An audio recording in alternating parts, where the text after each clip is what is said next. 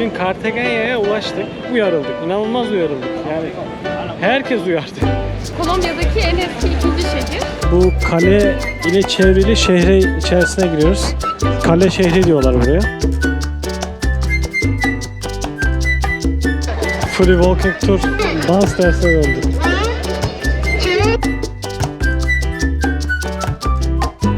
Bu kadar ucuza hiç yememiştik. Bu iki yemek toplamda $3. Burada. Dünya küçük. Ya keşke çekip gösterebilsek oraları.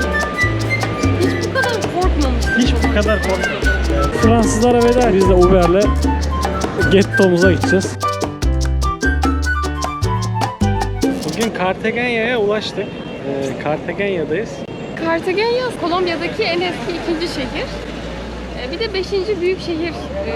1984'te UNESCO Dünya Mirası listesine girmiş bir şehir. Aynı zamanda İspanyol sömürgesi zamanında kale şehri olarak kullanılmış. Kale şehri olarak biliniyor. Cartagena'ya geldik de epey de zor geldik Cartagena'ya. Düşüne tam geleceğimiz işte hafta burada bir silahlı eylem çatışma şeyi başladı. Medellín'e normalde otobüsle gidecektik. Biz otobüs yolculuğundan çok keyif alıyoruz. Yemyeşil Kolombiya. Silahlı eylemin başlamasından sonra bitti ama nasıl güveneceksin? Ne zaman başlayacak, ne zaman bitecek? Belki biz yoldayken tekrar başlayacak. Otobüs bileti $40'dı, uçak bileti $60'dı. Biz de bir $20'şer daha verip uçakla gidelim dedik. Hem daha konforlu hem daha rahat. Uyarıldık, inanılmaz uyarıldık. Yani herkes uyardı. Taksici ayrı uyardı, buranın lokal insanı ayrı uyardı. Biz de şimdi birazcık gerildik. Normalde 5 gün kalacaktık Cartagena'da, 3 güne düşürdük. Cumartesi Medellin'deyiz. Ondan sonra Peru'ya. Peru'dan sonra da işte Arjantin, Brezilya ve Türkiye şeklinde gezimizi tamamlarız. Bir aksilik çıkmadan. Şimdi böyle free walking tour diye bir şey var işte. Bunlar bir gönüllü kişi şehri gezdiriyor. O gezdiren kişi de daha sonra bağışla işte gönlümüzden ne koparsa para alıyor. Bu kadar adamdan para alacak. Biz de buradaki tek Türk'üz gene. Her zamanki gibi. Hiç Türk yok. Can senin arkadaşı. And Esma. From Canada. Kanada'dan Esma. Vallahi şimdiye kadar hiç Türk çıkmadı. Yok, Türk yok ya. Almanya, İsviçre, İsrail. En çok Almanya var. Sonra İngiltere var. Şimdi tura devam ediyoruz. Bu kale ile çevrili şehre içerisine giriyoruz. Kale şehri diyorlar buraya. Kolonileşmede ilk olarak İspanyollar aslında buraya gelmiş fakat henüz bulamamışlar. Bir de çok sinek varmış. O yüzden burada yerleşmek istememişler. Buradan Santa Marta'ya gitmişler. Santa Marta'ya yerleşmişler.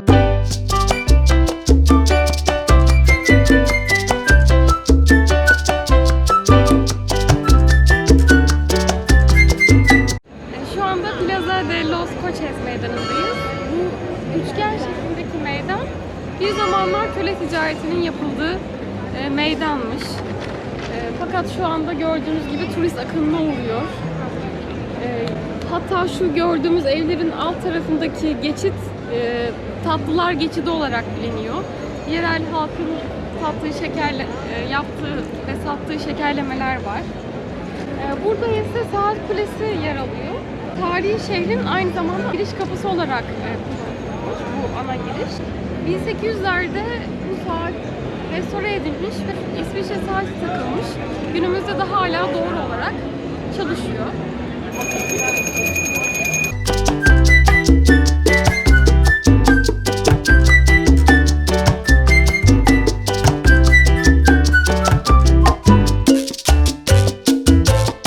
Evet, şimdi Cartagena'da en çok dikkatimizi çeken şeylerden biri de kapı tokmakları oluyor. Bu kapı tokmaklarının bir anlamı var aslında her kapı tokmağının. Kapı tokmakları sosyal statüyü Ve aynı zamanda da bu evde yaşayan kişinin profesyonelliğini gösteriyor. Aslan başlı kapı tokmakları ordunun üyelerini ve şehrin diğer koruyucularını temsil ediyormuş. Güzel bir balık. Yine bu kişinin, bu evde yaşayan kişinin deniz tüccarı olduğunu veya denizle ilgilenen biri olduğunu. Bu ana en iyi kıyafetlerini giysen iyi olur çünkü bunlar bir tür kraliyet bağlantısı olan yüksek sosyete evleri temsil ediyormuş. Şimdi salsa dersi veriyor. Free Walking Tour dans dersi veriyor.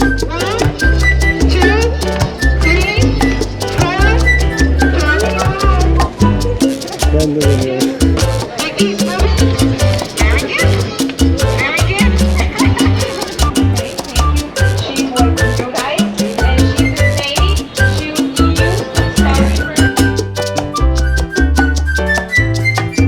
Bu tur 2 saat civarı sürüyor.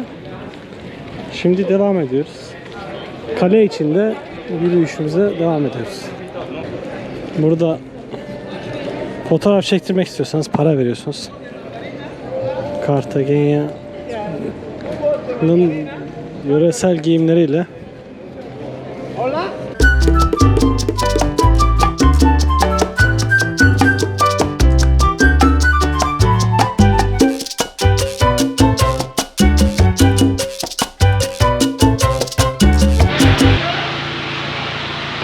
İspanyol kolonilerden kalma çok meşhur çok güzel bir ev.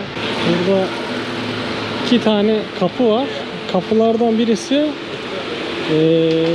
büyük ev sahibinin girişi için. Diğer küçük olan, şu küçük olan burada kalan çalışanlar için.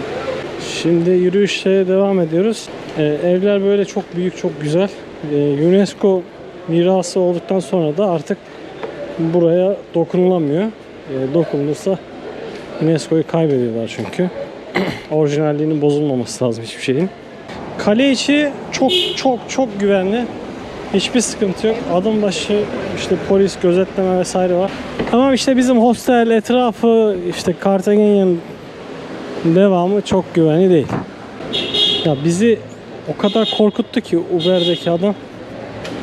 O yüzden erken gidiyoruz ama artık çıkmakta da fayda var. Seçim de yaklaşıyor. Ne zaman ne olacağı belli değil. Bunlar çok komikmiş ya. İnsanlar oturmasın diye mi yapmışlar, ne yapmışlar anlamadım. Güvercinlere var ya bizim, şu onun gibi. Şimdi Botero vardı Bogota'da. Onun müzesi vardı, biz gidememiştik. Çok meşhur bir heykeltıraş. Böyle yaptığı şişman heykellerle anılıyor. Bu da onlardan birisi. Tekrar geri gelmek için. Tarafına dokunun dedi. Bronzdan yapılmış bir heykel. Botero'nun en ünlü heykellerinden bir tanesi. Kolombiya'nın çok fazla şeyi var. Dünya güzeli. Benim için tehlikeli sular. Burası bir üniversiteymiş. Cartagena Üniversitesi. Daha öğrenciler var. Takılıyorlar. Burada küçük bir köpecik var. Ne kadar küçük bir şey ya. Bu kadar. Şu kadar.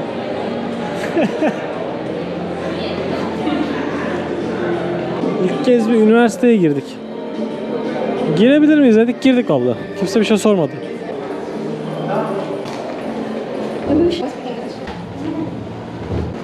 Bunlar derslikler herhalde.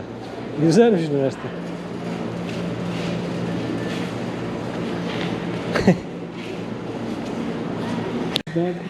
Cartagena. Öğrenci işlerine gidiyorlar. Başlarına iş açacaklar.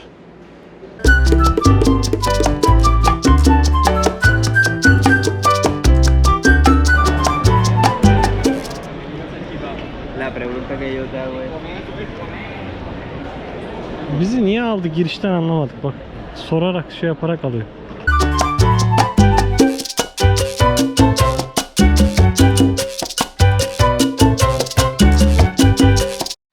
Muchas gracias.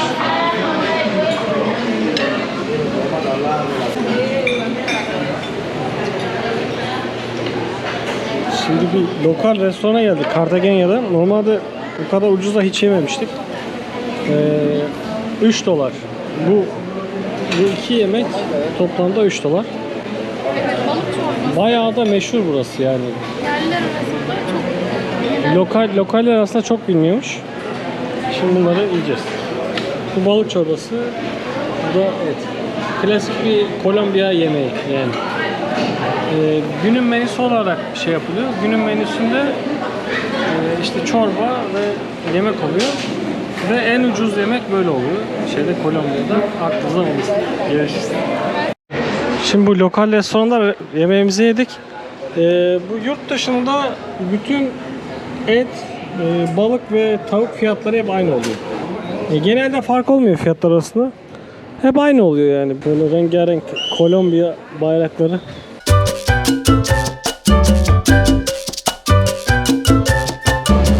Buralarda çok fazla hostel var. Bu bölgenin adı Getsemani. Şimdi bir kilisede oturuyoruz. En güvenli burayı bulduk. Aslında bizim kaldığımız yer biraz sakat. Kesinlikle Getsemani ya da işte Old Town buralarda otel bulmak lazım Cartagena'da. Onun dışında bir yerde kalmamak gerekiyor.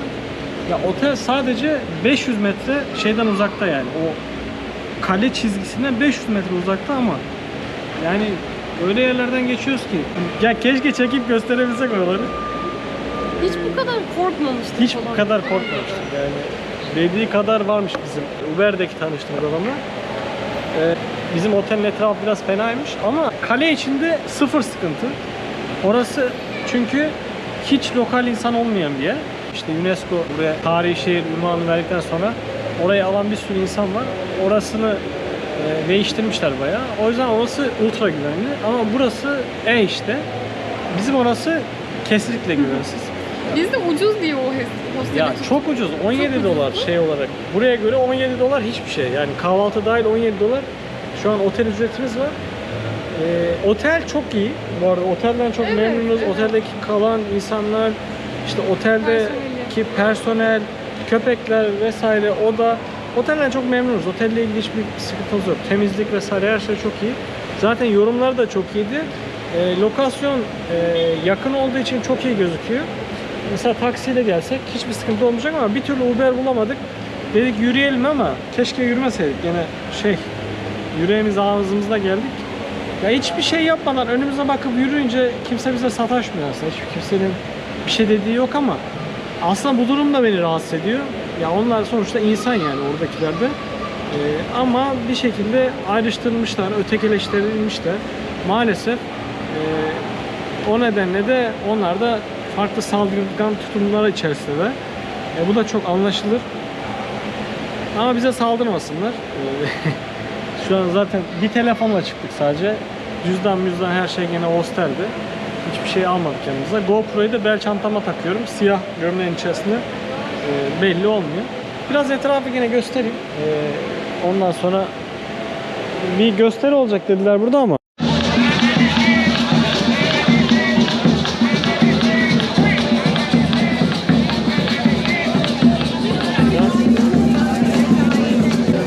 Burası Plaza de Trinidad. Burada sürekli böyle gösteriler oluyormuş akşamları.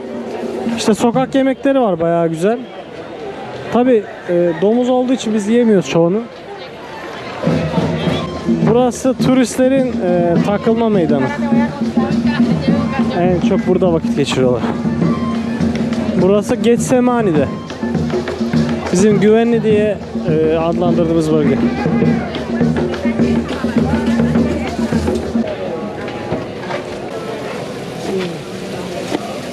¿Es cerdo? Sí, amigo, cerdo. Sorry. Cerdo con beef. No comer cerdo. Te lo puedo hacer solo pork, beef y chicken. Sí. Yeah, because of Muslim. Compa con todo. Gracias. Muchas gracias. Siempre a la vez. Wow, surprise. This is surprise. How are you? Why you didn't tell me? Yeah. Dünya küçük.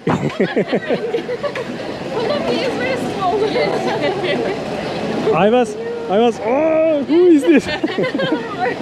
Fransızlarla bir konuşalım da sonra devam edeceğiz. Şimdi burada bir sokak lezzeti var, arepa. Çok meşhurmuş. Ya arepa bir sürü çeşidi var da. Bu adamlar daha böyle sandviç gibi yapmışlar. Ekmeğin içini dolduruyorlar, bir şeyler koyuyorlar. Epey bir çeşidi var. Bunu 2 dolara, yok 3 dolara veriyorlar. Pahalı aslında. Yani ama Cartagena burası. Her şey pahalı. Böyle bir sürü bayrak olan bir yer varmış da. Acaba bizim bayrak nerede?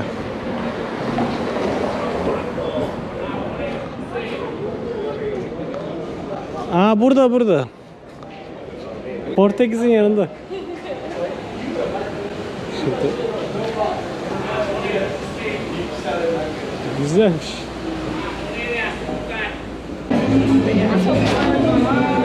You know this gold, sea and blood.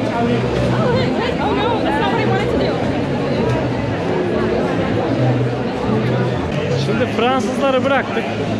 Artık Cartagena gecelerine veda ediyoruz. Gecelerine dedim bir şey yapmadık da yani. Ne? Bu meyveler ne? Rengarenk sokaklar. Gecesi buranın çok güvenli. Getsemani ve Cartagena bölgesi güvenli. Hiçbir sıkıntı yok. Fransızlara veda ettik. Kanadalı arkadaşı da oteline bırakıp biz de Uber'le gettomuza gideceğiz. Cartagena güzel. Vallahi gezilir. Yani 2 gece, 3 gece çok ideal. Ama muhakkak Old City'de ya da işte Getsemani'de kalmak lazım. Bunu defalarca söylüyorum. Şimdilik bu kadar. Görüşmek üzere.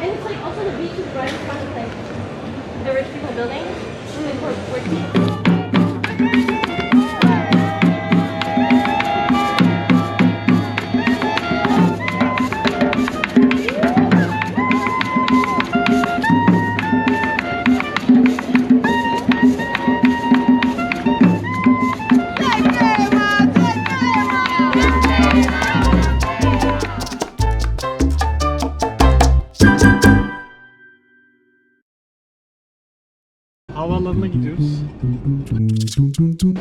Burası Cartagena havaalanı. Medellín, Ajá. adelante.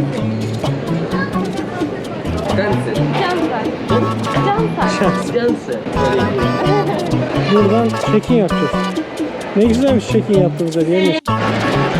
Gene bizi havaalanında bir şekilde germeyi başardılar. Hava yolu bizim valizlerimizde bir şey bulmuş.